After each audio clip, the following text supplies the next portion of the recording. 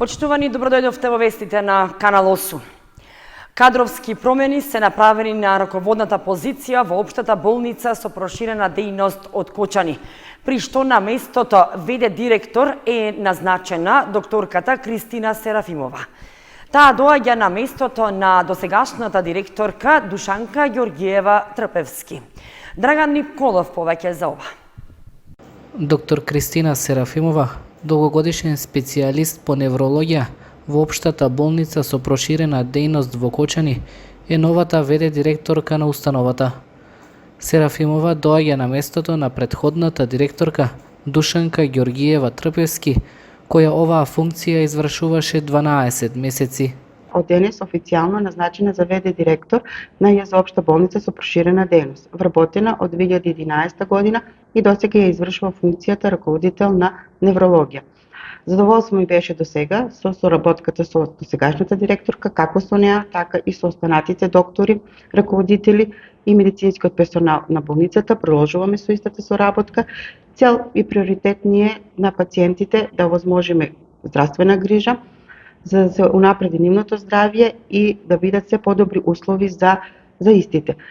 Еден од приоритетите како невролог ќе ми биде функцијата на компјутерот, на компјутерската томографија донесена кај нас, да биде во функција.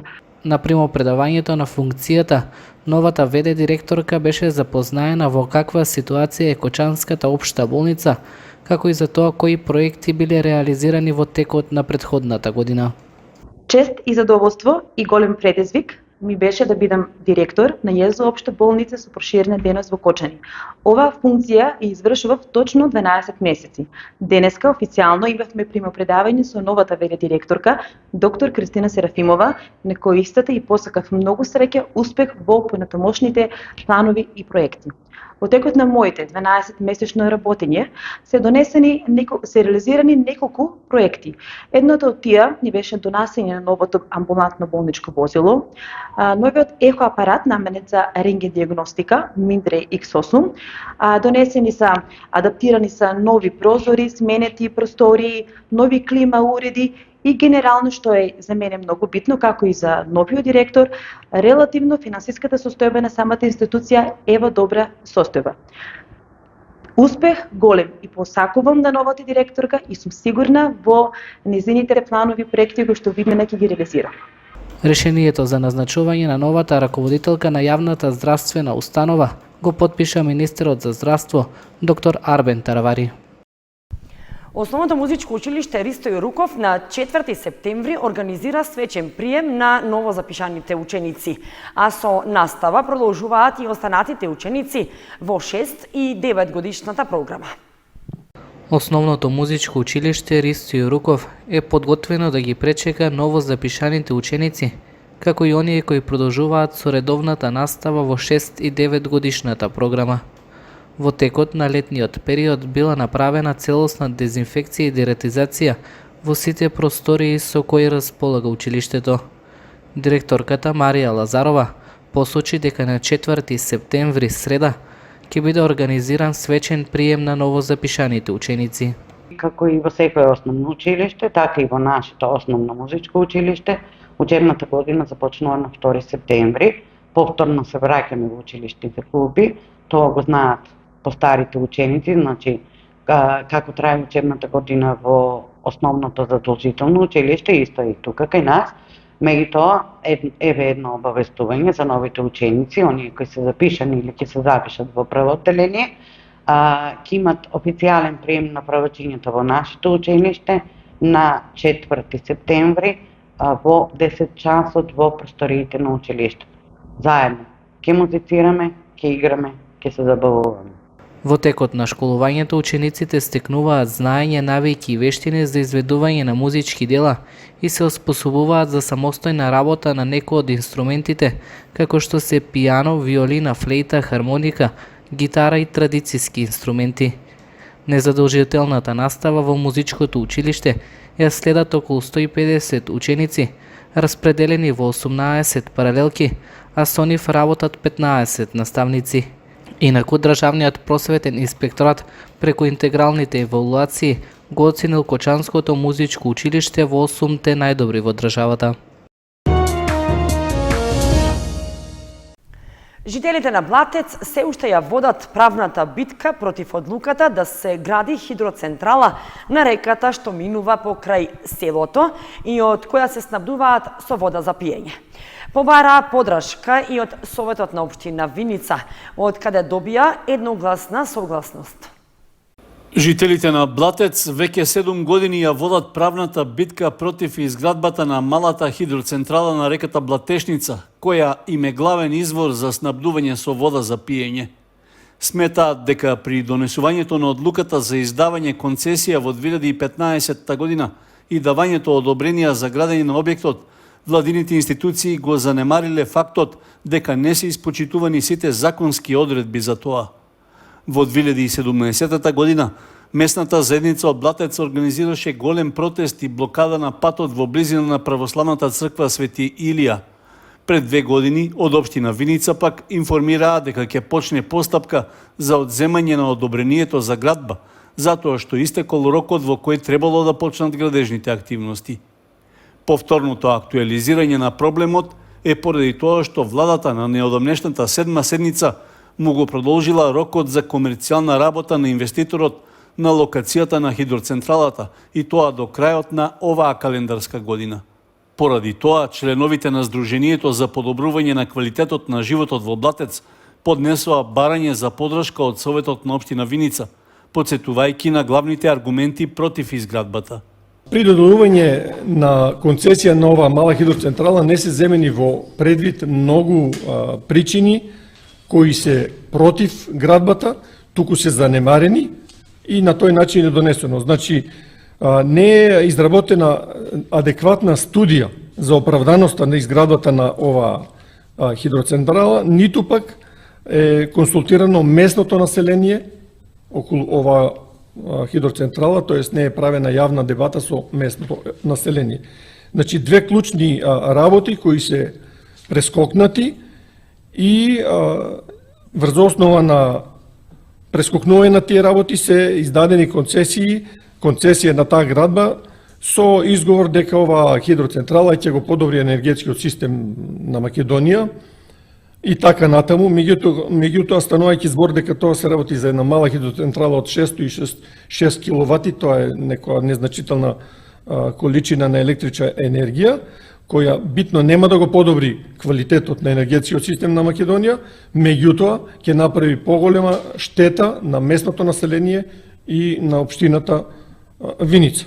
За да може да функционира, хидроцентралата ќе ја зафаќа водата во реката Блатешница и ќе ја спроведе во цевка со должина од 3 километри.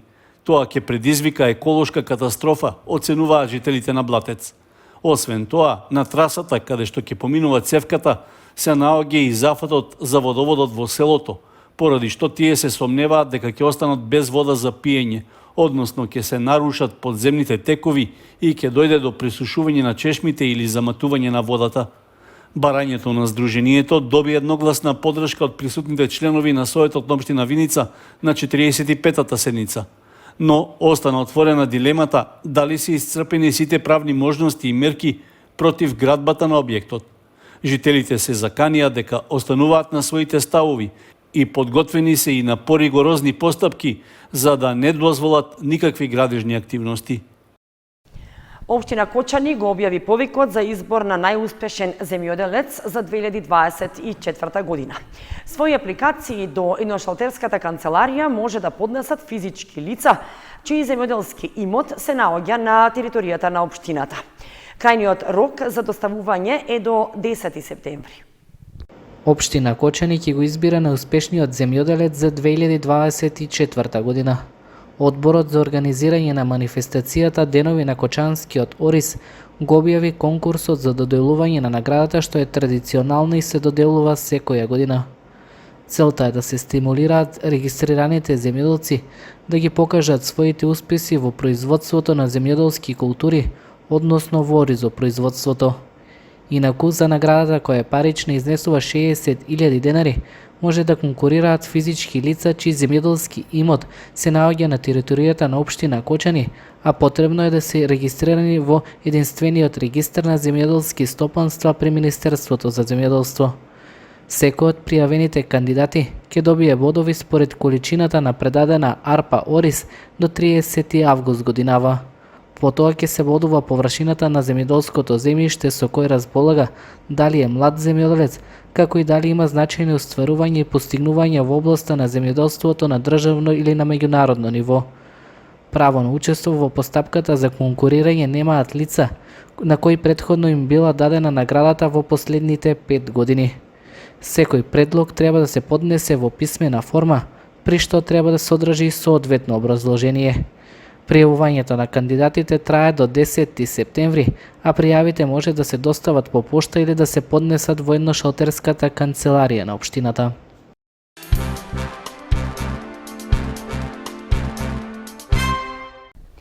Локалната самоуправа на Кочани планира да инвестира околу 50.000 евра за реконструкција на дел од спортската инфраструктура. Со средствата треба да се реконструираат игралиштата во основното училиште Раде Кратовче и во локалитетот Бавчалук. Општина Кочани ги почна активностите за реконструкција на спортските терени во дворот на основното училиште Раде Кратовче и во локалитетот Бавчалук. Веќе е објавен јавен повик за избор на изведувач на градежните работи, а пријавувањето на заинтересираните фирми е до 5 септември. За оваа намена, општината планира да инвестира нешто повеќе од 3 милиони денари. Средствата се веќе влезени во буџетот за оваа година, а дел од нив се обезбедени во соработка со Фондацијата за развој на локалната заедница од Штип, како и со Институтот за истражување и анализа на политики Ромалитико од Скопје. Според техничката спецификација, предвидено е на спортското игралиште во дворот на основното училиште Раде Кратовче да се санираат пукнатините и оштетувањата на терените за кошарка и мал фудбал на вкупна површина од 1230 квадратни метри. Исто така, се планира игралиштата да се преасфалтираат, а површината да се премачка со наменска боја за подови со акрилна основа. На локалитетот Бавчалук исто така е предвидено да се исчистат постојните асфалтни игралишта за кошарка и мал фудбал. Потоа ќе се постави нов асфалтен слој на вкупна површина од околу 1500 метри квадратни. Општина Кочани со избраниот најповолен понудувач ќе склучи договор, пошто тој ќе преземе обврска работите да ги заврши во рок од 3 месеци.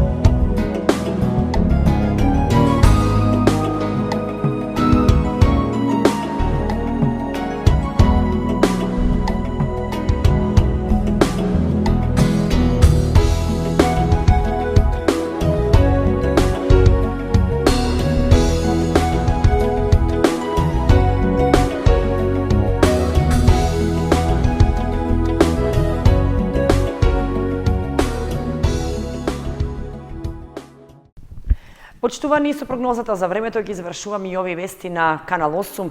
Останете понатаму со нашата програма. Довидување.